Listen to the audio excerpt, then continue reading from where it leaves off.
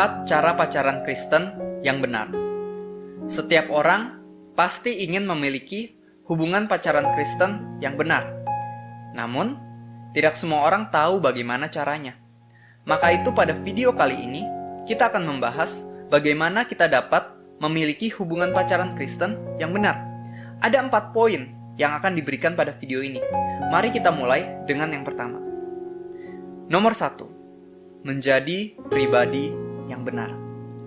Semua orang berusaha untuk mencari the right one. Namun, apakah sesungguhnya ada the right one bagi setiap dari kita? Jawaban singkatnya adalah tidak ada. Mengapa tidak ada? Coba bayangkan pasangan idamanmu, mulai dari fisik, sifat, dan kepercayaan. Sekarang, coba bertanyalah kepada dirimu sendiri.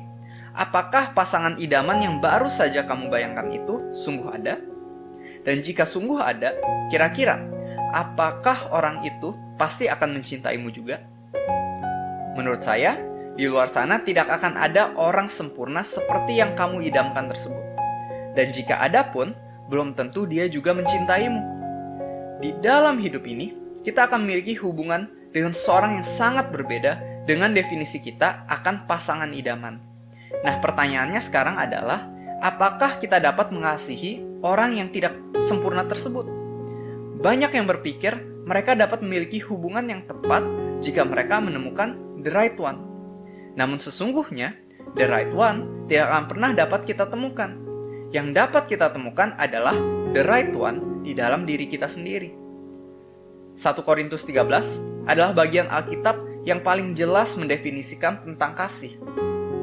1 Korintus 13 ayat 4-7 mengatakan, kasih itu sabar, kasih itu murah hati, ia tidak cemburu, ia tidak memegahkan diri dan tidak sombong, ia tidak melakukan yang tidak sopan dan tidak mencari keuntungan diri sendiri, ia tidak memarah dan tidak menyimpan kesalahan orang lain, ia tidak bersukacita karena ketidakadilan tetapi karena kebenaran, ia menutupi segala sesuatu, percaya segala sesuatu, mengharapkan segala sesuatu, sabar menanggung segala sesuatu.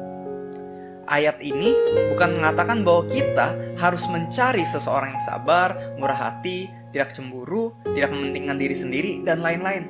Melainkan, ayat ini mengatakan bahwa kita harus menjadi seseorang yang sabar, murah hati, tidak cemburu, tidak mementingkan diri sendiri, dan tidak menyimpan kesalahan orang lain.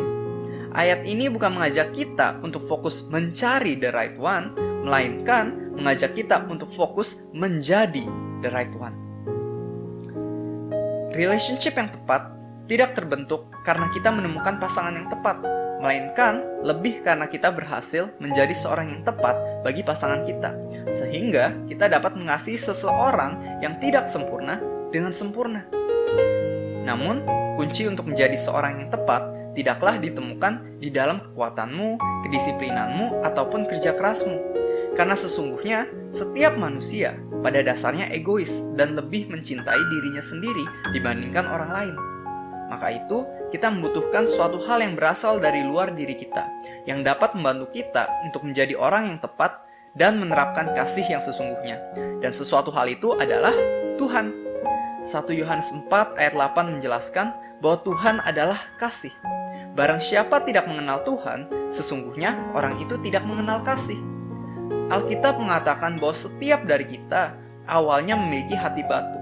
Tetapi Tuhan menyatakan kasih-Nya kepada kita, menyelamatkan kita dan mengubah hati batu kita menjadi hati yang hidup. Yeskiel 36 ayat 26 versi bahasa Inggris mengatakan, I will give you a new heart and put a new spirit in you. I will remove from you your heart of stone and give you a heart of flesh.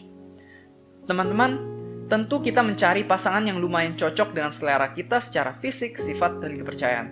Namun, orang yang sempurna yang akan 100% cocok dengan kita tidak akan pernah dapat kita temukan. Kita tidak akan pernah dapat menemukan yang sempurna. Tetapi itulah relationship. Sebuah hubungan antara dua orang yang saling tidak sempurna dan tidak cocok satu sama lain, tetapi disempurnakan oleh kasih Kristus. Teruslah berusaha untuk menemukan pasangan yang terbaik. Tetapi lebih dari itu, lebih fokuslah berusaha untuk menjadi pribadi yang terbaik bagi pasanganmu di masa depan. Nomor 2. Mencari pasangan yang benar. Kita tadi sudah belajar bahwa tidak ada seseorang yang sempurna. Tapi tentu bukan berarti kita memilih pasangan dengan asal-asalan. Maka itu pada bagian ini kita mau belajar unsur-unsur utama yang wajib dimiliki seseorang agar dapat dikategorikan sebagai calon pasangan yang tepat. Nomor 1, pasangan yang tepat adalah seseorang yang menjadikan Tuhan nomor 1 di hidupnya. Matius 22 ayat 37-39 mengatakan, "Kasihilah Tuhan Allahmu dengan segenap hatimu dan dengan segenap jiwamu dan dengan segenap akal budimu." Itulah hukum yang terutama dan yang pertama. Dan hukum yang kedua yang sama dengan itu ialah kasihilah sesamamu manusia seperti dirimu sendiri. Tuhan mengatakan bahwa mengasihinya adalah hukum pertama dan mengasihi manusia adalah hukum kedua. Dua perintah ini sangatlah penting dan harus kita lakukan. Namun, ada urutan yang harus kita perhatikan. Tuhan tidak mengatakan mengasihi manusia sebagai perintah pertama dan mengasihinya sebagai perintah kedua, melainkan Tuhan mengatakan mengasihinya sebagai perintah pertama dan mengasihi manusia sebagai perintah kedua. Mengapa? Alasan pertama adalah karena Tuhan tidak ingin kita memiliki berhala di hidup kita. Lagi pula, Dia tahu bahwa Dialah satu-satunya yang dapat memuaskan jiwa manusia. Sesungguhnya tidak ada satupun manusia yang dapat memuaskan jiwa manusia lain. Setiap manusia sangat amat membutuhkan hubungan dengan Tuhan. Alasan kedua adalah karena Tuhan adalah kasih. Artinya, seorang manusia tidak dapat sungguh-sungguh mengasihi manusia lain sebelum ia memiliki hubungan dengan kasih sejati itu sendiri, yaitu Tuhan. Manusia harus melekat kepada Tuhan terlebih dahulu, barulah ia juga dapat menyalurkan kasih yang sesungguhnya kepada pasangannya. Maka itu, carilah seseorang yang sungguh-sungguh menjadikan Tuhan nomor 1 di dalam hidupnya. Nomor 2, pasangan yang tepat adalah seseorang yang membangun hidupmu. Amsal 27 ayat 17 mengatakan, "Besi menajamkan besi, orang menajamkan sesamanya." Banyak orang yang menolak untuk melepaskan pasangannya, padahal dia tahu pasangannya suka selingkuh, suka memukul, tidak mau bekerja, dan tidak menghargainya. Aneh bukan? Kamu hanya dapat menikah dengan satu orang, tetapi masa kamu mau menikah dengan seseorang yang malah menghancurkan hidup kamu? Jika kamu hari ini sedang memiliki hubungan dengan seseorang yang tidak membawa kamu ke arah yang baik, melainkan malah membawa kamu ke arah yang buruk, saran saya, putusin sekarang juga, jika belum menikah. Jangan membuang waktu dan perasaan kamu untuk sesuatu yang tidak berguna. Tidak usah mengatakan, "Tapi saya ingin dia mengenal Tuhan." Sesungguhnya, kamu mempertahankan orang itu bukan karena kamu rindu orang itu mengenal Tuhan, melainkan karena kamu secara tidak sadar telah menjadikan orang itu sebagai berhala, dan berhala itu telah menjauhkan kamu dari Tuhan. Maka itu dengan keras saya katakan, putusin. Carilah seseorang yang dapat membangun hidupmu dan bukan seseorang yang malah menghancurkan hidup kamu. Yang ketiga, pasangan yang tepat adalah seseorang yang mengasihi keluarga kamu. Keluaran 20 ayat 12 mengatakan, "Hormatilah ayahmu dan ibumu, supaya lanjut umurmu di tanah yang diberikan Tuhan Allahmu kepadamu." Ketika menikah, seseorang akan memanggil mertuanya dengan sebutan ayah dan ibu. Artinya, ketika seseorang menikah, ia bukan hanya menikahi pasangannya, melainkan juga keluarganya. Jangan sekedar mencari orang yang dapat mengasihimu, tetapi carilah orang yang juga dapat mengasihi keluargamu. Jangan sampai pasangan kamu malah merusak hubungan keluarga kamu. Saran saya, lebih baik bersatu dengan pasangan yang justru dapat mempersatukan keluarga kamu dalam kasih Kristus. Yang keempat, pasangan yang tepat adalah seseorang yang rajin belajar atau bekerja. Amsal 13 ayat 4 mengatakan, "Hati si pemalas penuh keinginan, tetapi sia-sia, sedangkan hati orang rajin diberi kelimpahan." Carilah seseorang yang sungguh-sungguh mau bekerja keras. Jujur saja, kita membutuhkan uang untuk hidup di dunia ini. Jika kamu memiliki hubungan dengan seorang pemalas, maka hidup kamu nantinya akan penuh kesusahan. Tetapi jika kamu memiliki hubungan dengan seorang pekerja keras, maka hidup kamu nantinya akan penuh kebahagiaan. Tuhan tidak pernah mengajarkan kita untuk menjadi anak-anak pemalas, melainkan Dia terus mendorong kita untuk menjadi orang-orang yang luar biasa untuk kerajaan Allah. Maka itu, jika kamu juga rindu melihat pekerjaan-pekerjaan Tuhan dinyatakan melalui kehidupan keluarga kamu nantinya, carilah seseorang yang dapat berjuang bersama kamu dalam memuliakan nama Tuhan dengan semangat yang membara. Poin ketiga, menjaga kekudusan dengan benar. Mengapa kita seharusnya tidak melakukan seks sebelum menikah? Biasanya, orang-orang Kristen akan memberikan jawaban karena itu adalah sebuah dosa yang tidak disukai oleh Tuhan dan itu membuat hati Tuhan sedih. Tentu jawaban itu adalah jawaban yang benar. Namun sesungguhnya, Tuhan menginginkan kita untuk tidak melakukan seks di luar pernikahan demi kebaikan kita juga. Ada dua alasan mengapa Tuhan tidak ingin kita melakukan seks secara sembarangan. Yang pertama, seks adalah seperti lakban. Lakban adalah alat yang sangat lengket yang biasa digunakan untuk merekatkan sesuatu.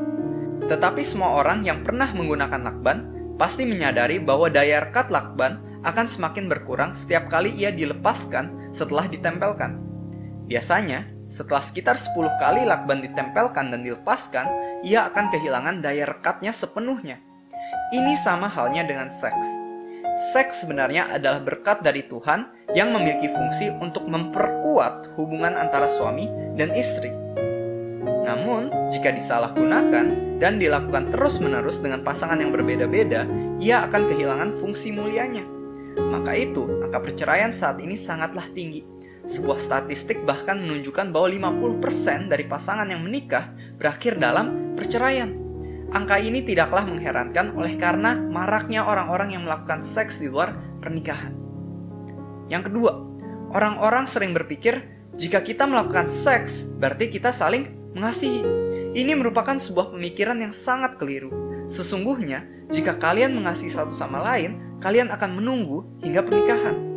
Menunggu merupakan proses yang dapat menunjukkan komitmen kalian satu sama lain. Hubungan pernikahan yang bertahan nantinya bukanlah sebuah hubungan yang didasari hanya oleh perasaan, melainkan lebih didasari oleh komitmen. Jika pasanganmu mengajakmu untuk melakukan seks, katakanlah kepadanya bahwa kamu hanya mau melakukannya setelah menikah. Jangan takut jika jawaban itu membuatnya meninggalkanmu. Jika dia meninggalkanmu karena kamu tidak ingin melakukan seks dengannya, mungkin memang karena dia tidaklah mencintaimu, tetapi mencintai dirinya sendiri dan hanya menginginkan kenikmatan berupa seks darimu. Poin keempat, memiliki pandangan yang benar. Filipi 2 ayat 2-8 mengatakan, hendaklah kamu sehati sepikir, dalam satu kasih, satu jiwa, satu tujuan, dengan tidak mencari kepentingan sendiri atau puji-pujian yang sia-sia. Sebaliknya, hendaklah dengan rendah hati yang seorang menganggap yang lain lebih utama daripada dirinya sendiri. Dan janganlah tiap-tiap orang hanya memperhatikan kepentingannya sendiri, tetapi kepentingan orang lain juga. Hendaklah kamu dalam hidupmu bersama menaruh pikiran dan perasaan yang terdapat juga dalam Kristus Yesus, yang walaupun dalam rupa Allah tidak menganggap kesetaraan dengan Allah itu sebagai milik yang harus dipertahankan, melainkan telah mengosongkan dirinya sendiri dan mengambil rupa seorang hamba dan menjadi sama dengan manusia. Dan dalam keadaan sebagai manusia, ia telah merendahkan dirinya dan taat sampai mati, bahkan sampai mati di atas kayu salib. Pertama, saya ingin bertanya pada setiap dari kita, apakah selama ini kamu melakukan perbuatan baik untuk pasanganmu atau gebetanmu dengan harapan mendapatkan suatu imbalan? Bagaimana jika kamu tidak mendapatkan imbalan apa-apa setelah melakukan sesuatu untuk pasanganmu atau gebetanmu itu? Apakah kamu akan marah kepadanya? Jika kamu terus mengharapkan imbalan dari perbuatan baik yang kamu lakukan untuk pasanganmu, itu berarti kamu melakukan perbuatan baik untuk pasanganmu bukan karena kasihmu kepada pasanganmu, melainkan kasihmu kepada dirimu sendiri. Banyak relationship yang tidak bertahan hingga akhir oleh karena mereka tidak memiliki dasar dan tujuan yang kuat. Dasar yang paling penting yang harus dimiliki setiap relationship adalah kasih Kristus. Nah, seperti apakah kasih Kristus itu? Kita sudah membaca ayat di atas seperti apa kasih Kristus itu. Kasih Kristus bersifat berkorban dan mementingkan kepentingan orang lain.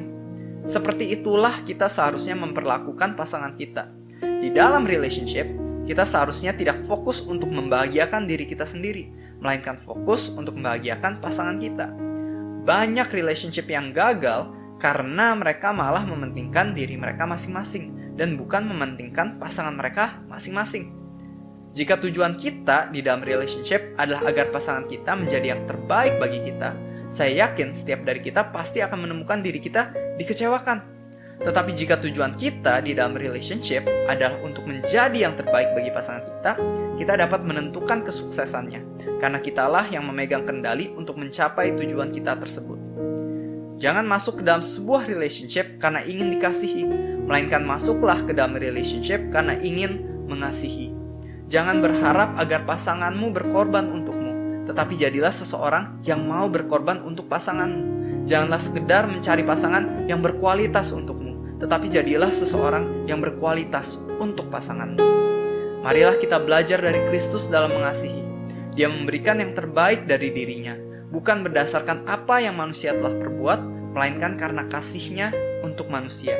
Marilah kita mengasihi pasangan kita, bukan berdasarkan apa yang pasangan kita telah perbuat untuk kita, melainkan marilah kita mengasihi pasangan kita berdasarkan komitmen untuk mengasihi pasangan kita. Saya ingin memberikan pertanyaan terakhir kepada kalian semua. Jika seseorang bertanya kepadamu, mengapa engkau mengasihi pasanganmu? Kira-kira apa yang akan menjadi jawabanmu? Kebanyakan orang mungkin akan membicarakan kecantikan, kebaikan, kesabaran, kesetiaan, atau mungkin selera humor pasangannya. Tetapi, bagaimana jika seiring berjalannya waktu, pasanganmu berhenti menjadi semuanya itu? Apakah kamu akan tetap mengasihi pasanganmu? Berdasarkan jawaban-jawaban sebelumnya, satu-satunya jawaban yang masuk akal adalah tidak. Jika alasanmu untuk mengasihi pasanganmu didasari oleh kualitas atau performanya, dan kualitas atau performa tersebut tiba-tiba atau sedikit demi sedikit menghilang, maka basismu untuk mengasihi pasanganmu akan berakhir. Satu-satunya cara agar kasih dapat bertahan seumur hidup adalah jika kasih itu unconditional atau tanpa syarat. Kebenarannya adalah kasih yang bertahan tidak ditentukan oleh orang yang dikasihi, melainkan ditentukan oleh orang yang memilih untuk mengasihi. 1 Yohanes 4 ayat 10 mengatakan, inilah kasih itu, bukan kita yang telah mengasihi Allah, tetapi Allah yang telah mengasihi kita, dan yang telah mengutus anaknya sebagai pendamaian bagi dosa-dosa kita. Roma 5 ayat 8 mengatakan, Tuhan mendemonstrasikan kasih-Nya kepada kita, dan cara ketika kita masih berdosa, Kristus mati untuk kita. Tuhan mengasihi kita bukan karena kita layak dikasihi, melainkan karena Dia memutuskan untuk mengasihi kita, bahkan ketika kita tidak layak untuk dikasihi. 1 Yohanes 4 ayat 8 mengatakan Tuhan adalah kasih, dan 1 Yohanes 4 ayat 19 mengatakan kita mengasihi karena Allah lebih dahulu mengasihi kita. Kita belajar bahwa Tuhan bukanlah sekedar sumber kasih, melainkan Tuhan adalah kasih itu sendiri. Dan kita mengasihi bukan karena orang lain layak untuk dikasihi, melainkan karena Tuhan telah terlebih dahulu mengasihi kita. Artinya, jika kita ingin bisa sungguh-sungguh mengasihi pasangan kita harus terlebih dahulu memiliki hubungan cinta kasih dengan Tuhan. Kita harus terlebih dahulu menerima kepuasan penuh di dalam Tuhan, barulah nanti kita bisa menyalurkan kasih itu kepada sesama kita, termasuk pasangan kita. Kasih sejati tidak pernah berasal dari dalam diri manusia, melainkan hanya dapat berasal dari Tuhan. Kasih yang dunia ajarkan adalah kasih yang bersyarat, tetapi kasih sejati yang Tuhan ajarkan adalah kasih yang tidak bersyarat. Dunia mungkin mengajarkan, kasihilah pasanganmu jika dia berbuat baik kepadamu. Kasihilah pasanganmu jika dia menghormatimu. Kasihilah pasanganmu jika dia memenuhi ekspektasimu. Tetapi yang Tuhan ajarkan adalah, kasihilah pasanganmu bahkan jika dia tidak berbuat baik kepadamu. Kasihilah pasanganmu bahkan jika dia tidak menghormatimu. Kasihilah pasanganmu bahkan jika dia tidak memenuhi ekspektasimu.